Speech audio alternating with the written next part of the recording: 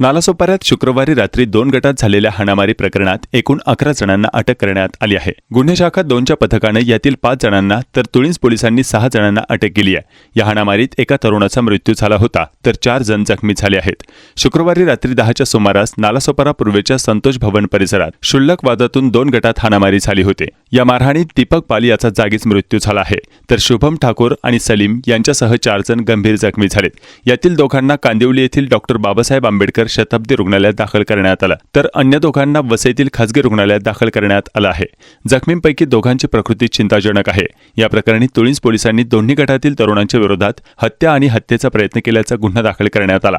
या प्रकरणी गुन्हे शाखा 2च्या पथकाचे प्रमुख वरिष्ठ पोलीस निरीक्षक शाहूराज रणवरे यांच्या पथकाने 5 जणांना अटक केली आहे। त्यामध्ये गणेश यादव वय वर्ष 22, सौरभ शेख वय वर्ष 22, अल्ताफ सिद्दीकी वय वर्ष 24, आमिर शेख वय वर्ष 24 यांचा समावेश आहे। तुळींज पोलिसांनीही साहिल लोखंडे वय वर्ष 20, शिवा राजभर वय वर्ष 24 यांच्यासह 6 जणांना अटक केली।